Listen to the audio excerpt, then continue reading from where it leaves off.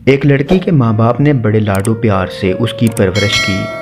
جوان ہوئی تو والدین کی رضامندی کے بغیر کالج کی بس کے ڈرائیور کے ساتھ خفیہ نکاح کر لیا۔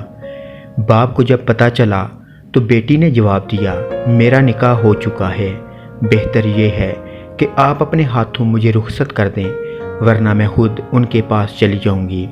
باپ نے کہا کہ اگر آپ کا یہ حتمی فیصلہ ہے تو آپ نے گھر سے جو کچھ لینا ہے لے لیں اور خود ہی اپنے شوہر کے پاس چلی جاؤ، لیکن یہ یاد رکھنا اب آپ کا ہم سے اور ہمارا آپ سے کوئی تعلق نہیں رہا۔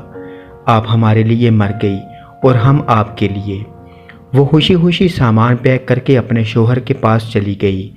تقریباً 8 سال بعد اس کی ملاقات ایک قریبی عزیز سے ہوئی اور وہ اسے اپنے گھر لے آیا۔ خیر خیریت دریافت کرنے کے دوران اس نے زاروں قطار رونا شروع کر دیا۔ وہ سمجھا کہ شاید گھر کے حالات صحیح نہیں ہوں گے، والدین کی نافرمانی اور جدائی کا پچھتاوا اسے رلائے جا رہا ہوگا۔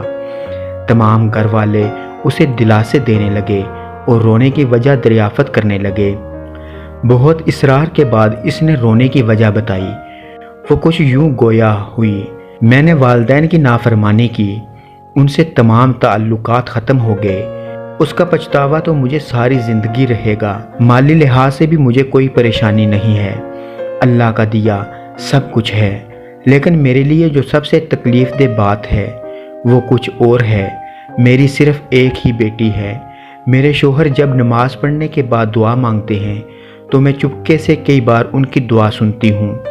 وہ روتے ہوئے اور گڑ گڑاتے ہوئے اللہ پاک سے صرف ایک ہی دعا مانگ رہے ہوتے ہیں، یا اللہ میری بیٹی ماں پہ نہ جائے، یا اللہ میری بیٹی ماں پر نہ جائے، یا اللہ یہ اپنی ماں کی طرح گھر سے بھاگ کے کبھی شادی نہ کرے، یہ اپنی ماں کی طرح اپنے والدین کی عزت کو کبھی رسوا نہ کرے۔